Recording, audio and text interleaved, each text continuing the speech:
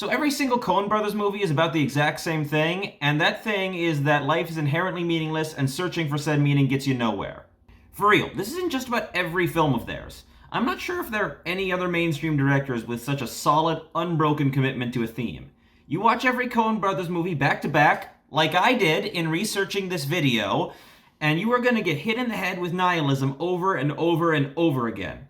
That's right, I watched all the movies the Coen Brothers have written and directed. That does not include films that they have written but not directed, and films that they made apart from each other. From these rewatches, I have compiled this comically large spreadsheet of data. I have charted their 18 feature films by year, by quality, by location, by time period, by adherence to recurring themes, by presence of recurring actors, and by how many black people have speaking parts in each movie.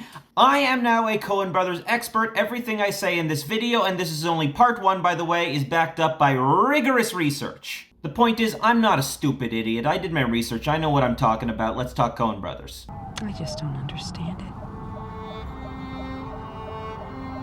In 1984, Joel and Ethan Coen released their first feature film, Blood Simple. The film opens with a shot of the empty Texas landscape and a voice delivering this monologue. The fact is, nothing comes with a guarantee. Now, I don't care if you're the Pope of Rome, President of the United States, or Man of the Year. Something can all go wrong. You know, complain, tell your problems to your neighbor, ask for help, and watch him fly. And down here, you're on your own. And there it is, folks. Less than a minute into their first film, and it's all laid out right there in the table. Life is random and chaotic, and we go through it alone. I don't even need to make the rest of the video. Bye. Blood Simple, from its first sentences onward, is the Coens' entire oeuvre stripped to its bare essentials. Every element, every stock character, every plot device, every theme that will come up time and time again in the brothers' work is present right here from the beginning. This is no-frills, minimalistic, fat-free Coen Brothers from beginning to end. That's pretty fascinating, huh? To nail down their signature style that quickly? Not a lot of filmmakers can do that. Even Wes Anderson's movies started out kinda normal before getting more and more Wes Anderson-y each time. If you haven't seen the movie and you don't care about spoilers, here's the plot. Abby, played by Frances McDormand in her feature debut, cheats on her abusive and unstable husband Marty with his employee Ray. Ray finds out about this and hires a sleazy private detective to kill the pair of them. And then everything you would expect to happen doesn't. Instead of killing Abby and Ray, the detective shoots Marty with Abby's revolver and pockets the money. Ray comes across Marty's body with the revolver. Hold on, the cat. No, not right now. You can do things, but not noisy things right now, okay? Please don't be noisy right now. Please don't be noisy right now. Okay? We agree? No more noises? No more noises? Quiet kitty. Good kitty. Ray comes across Marty's body with the revolver and assumes Abby shot him, so he drags the body into the middle of nowhere to bury it. It turns out Marty isn't quite dead, but Ray buries him anyway. Ray thinks Abby's the killer, but Abby has no idea what he's rambling about. The detective then realizes he left his monogrammed lighter at the crime scene, can't find it when he goes back, and thinks Abby and Ray must have taken it so they can have leverage over him. He kills Ray and tries to kill Abby, but she fights back in a tense sequence and shoots him through a closed bathroom door. And then she says this. I'm not afraid of you, Marty. And then the voice of a man she's never met in her life responds with, Well, man, if I see him, I'll sure give him a message. Blood Simple is a film with 4 major characters, and at no point does any one of them fully understand what is going on in the story. Abby thinks she's being pursued by her murderous husband, but said husband has been dead for days. Ray thinks Abby shot Marty, but he doesn't even know about the detective. The detective thinks Abby and Ray have taken his lighter, but actually he just left it under a fish. No one within the movie correctly understands what has happened around them. Only we, the audience, can see all the pieces. Only we have the full picture. And with that wisdom we are granted, we're forced to ask ourselves, if none of the characters understood what the story really was, then do we? What does it all mean? I refer you back to point 1. But sometimes there's a man. Sometimes there's a man. There's a general pattern to how a protagonist functions in your usual screenplay. First, we meet a character that we like. They may not be perfect, in fact, it's usually better if they're not, but we're given a reason to like them and root for them to succeed. This protagonist wants something, but something stands in the way of them getting what they want. The protagonist's journey to overcome obstacles to get what they want is the story of the film. And usually, at the end, they get it. Or they get something that's even better. Coen Brothers films function a bit differently where their protagonists are concerned. Blood Simple has two main protagonists, Abby and Ray. The film opens by establishing their relationship and their goal, to get Abby out of her abusive marriage so they can live together. But it kind of skips the part where we're given any real reason to like these people. We know very little about them beyond their very simple objective, and they accomplish that objective a third of the way into the film, leaving them with nothing to do but react from there on out. Abby, as a character, has very little agency. She initiates the relationship with Ray in the film's first scene, but just about everything that happens after that happens independently of her actions and almost entirely outside of her knowledge. She doesn't know about the private detective, she doesn't know Marty is dead, and she doesn't know Ray has buried the body. As a result, she takes little to no action to move the plot along past the opening scene. Even at the end, she's only reacting to events she doesn't understand. Ray is a somewhat more active protagonist. He takes action, both proactive in trying to get back pay from Marty, and reactive in burying Marty's body once he finds it. But Ray's stupid. His motivation to get back pay from his unstable boss whose wife he's just stolen is pig-headed and reckless. And when he stumbles upon a corpse, rather than leaving the scene as is or going to the police, he steals the murder weapon and buries the body outside of town. And he doesn't even do a good job of it. Now he's suddenly guilty of multiple felonies. He does it all because he assumes Abby killed Marty, but he never directly asks her if that's the case, either before or after dirtying his hands by burying a man alive. A moment of thought and simple conversation could have avoided all this, but instead Ray acts like a big dummy and he gets shot dead for it.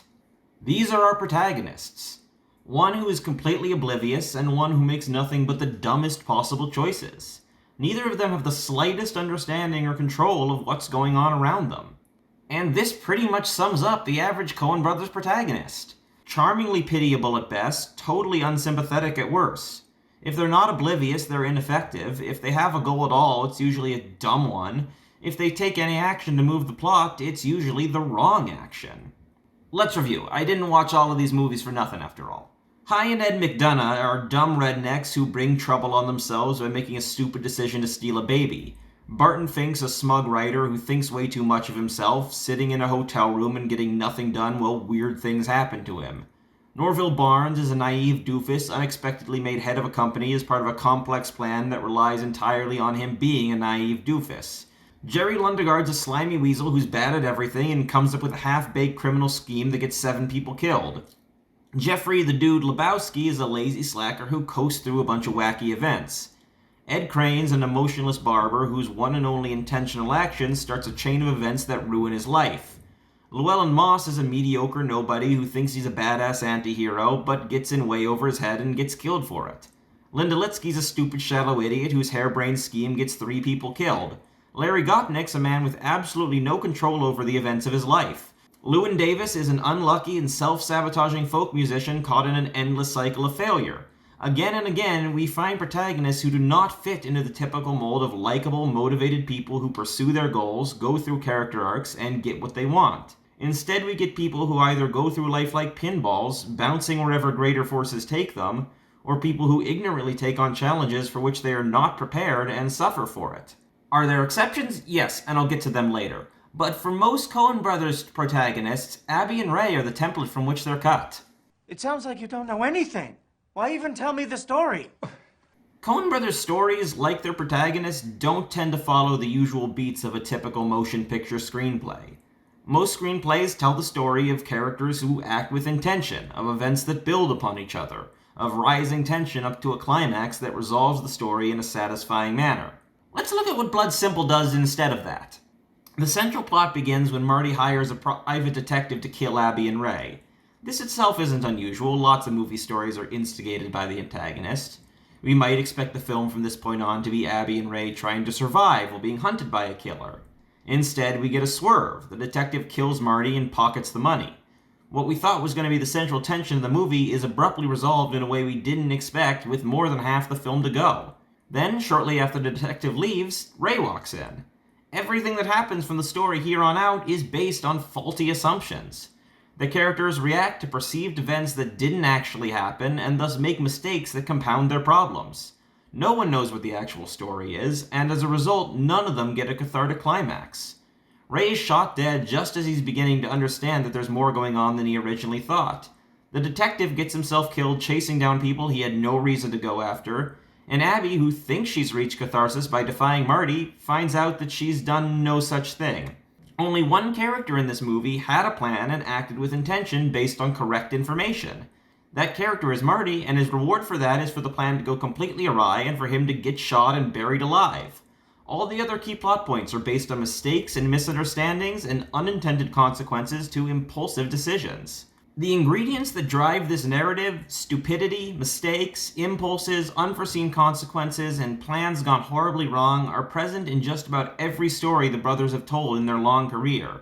Their films are stacked with plot points that go abandoned, subplots that lead nowhere, and endings without conclusions. In a chunk of their films, Raising Arizona, Fargo, The Man Who Wasn't There, No Country for Old Men, Burn After Reading, the plot occurs because the protagonist does something really dumb and endures the unforeseen consequences that come from that. Many stories are prompted by the protagonist making a mistake, but most of these stories give them a chance to fix that mistake and become a better person in the process. Raising Arizona fits that mold, but there's no redemption for Jerry, Ed, Llewellyn, or Linda. They take stupid actions and reap the whirlwind. But just because the protagonists are idiots doesn't mean the antagonists have everything under control. It's fairly common in Coen brothers films for the villains to be stupid and self-defeating.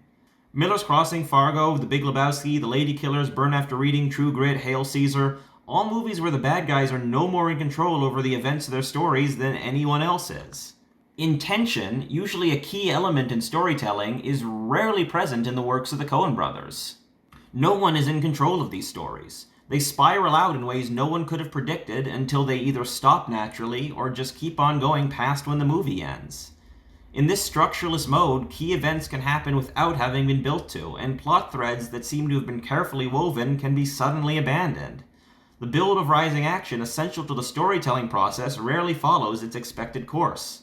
Climax, the final confrontation between protagonist and antagonist, is tossed aside in many Coen films. The final confrontation never occurs, or is a letdown, no lessons are learned, and characters are left with a lingering sense of incompleteness. And some Coen films essentially abandon the very concept of structure. Barton Fink, The Big Lebowski, A Serious Man, and Inside Llewyn Davis are stories of characters who endure a series of bizarre and occasionally terrible events that they did little to nothing to bring on themselves. Stories that begin with nothing and end with nothing. Throughout almost 40 years of filmmaking, the Coens have repeatedly rejected the essential rules of storytelling. A need not lead to B, nor B to C. It can turn out that nothing was ever at stake. Protagonists and antagonists can be blindingly stupid. Characters don't need to get what they deserve. Key story events, for better or worse, can derive from random chance. Climax and catharsis can be denied. And a moral statement to be taken from it all can be withheld. And also, pretty much anyone can die at any time. What happened? Oh, sorry, woman, he died in a car crash. What? By the end of Blood Simple, 3 of the 4 main characters are dead. Only one, the detective, is killed off in a way that is remotely typical for a movie, shot by the heroine at the climax. But Marty's killed off earlier than expected, despite seeming to be the main antagonist, and Ray dies abruptly before he can play any role in the final conflict. If there's one rule of storytelling the Coens love breaking more than any other, it's the rule that death must have meaning. Characters should die for reasons that further the story, that are consistent with their arcs, and that carry a certain statement. Deaths in the world of storytelling are meant to sing, to resonate in a way that's beautiful. The ancient Greeks loved to have their heroes brought down by their own flaws. Villains are meant to die karmically and triumphantly, and heroes are meant to die for a cause. Deathbed speeches are common, so the characters may go out with dignity. The Coen brothers do not treat death this way. Death in their films is quite often sudden, brutal, and unmerited. Characters kill each other over minor issues or misunderstandings. Characters die for crimes they did not commit, and sometimes they just die for no discernible reason at all. Deaths that kickstart the plot happen for no good reason. Deaths that come at the end of the story happen for no good reason. Protagonists die and antagonists die. Sometimes major characters die off-screen. We're not even permitted to see their ends. The point is, it's random. Who lives and who dies follows no discernible order. There's no justice and no karma. Death can come at any time. But if there's someone doing the killing, it's usually gonna be... I guess I'd say he doesn't have a sense of humor.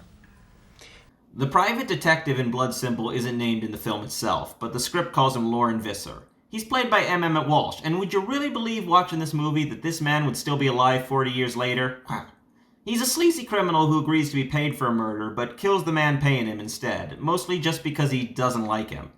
But he remains present in the film up until the climax when he kills one protagonist and hunts down the other in an intense sequence. Visser is something of a prototype for what would become a stock Coen brothers character, the Agent of Chaos. Someone with either no morals or morals that are incomprehensible. Someone who doesn't do what anyone else expects them to do. Someone who brings death and destruction with them. Someone who physically embodies the terror and randomness of death. Leonard Smalls, Karl Munt, Geir Grimsrud, Sheriff Cooley, and of course Anton Chigurh are all examples of this type. Even Bernie Birnbaum from Miller's Crossing, with his constant betrayals, could be said to be a non-physical variant of this brand of character. These characters are dangerous not just because they're killers, but because they refuse to play by the rules. The logic that they follow is not ours, and thus their actions are unpredictable. You can't reason with them, you can't bargain with them, and rarely can you outsmart them. Interacting with them at all is risking death. These characters are often treated as something other than human, closer to an animal, a devil, or a malicious god. In A Serious Man, the actual god pretty much plays this role. They're incomprehensible and unstoppable, and they are only one embodied aspect of the philosophy that pervades the Coen's filmography. What do we learn, Palmer? I don't know, sir. I don't fucking know either. So, what does Blood Simple mean? We have protagonists who don't know what they're doing, a plot that relies on a string of fuck-ups, and an ending where even the lead character has no idea what just happened. What's it add up to? Well, to borrow a quote from America's greatest philosopher, perhaps there is no moral to this story. Exactly! It's just a bunch of stuff that happened. But it certainly was a memorable few days. the events of Blood Simple didn't happen for a good reason, and no one benefited from them. Pointlessness pervades Coen brothers films. It's common in their movies for a large amount of money to be at stake. People take great risks, kill, and die for it. But at the end, the money is buried in the snow, dropped into the sea, stolen by a man with no use for it, or donated to a racist college. Or maybe there was no money at all. Protagonists don't achieve what they set out to achieve. Neither do antagonists. Nothing is learned or gained. No one wins. So what does all that pointlessness mean? Who's to say? Certainly not the Coen brothers. Maybe pointlessness just means pointlessness. Maybe it means something we can't comprehend.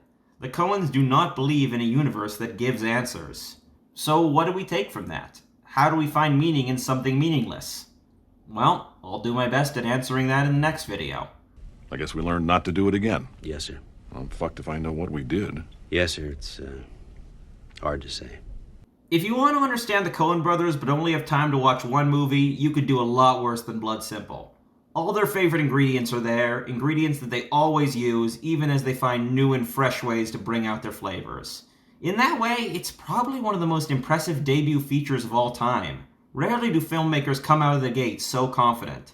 So watch it if you haven't, and meet me in my next video where I explore how Coen brothers characters search for meaning.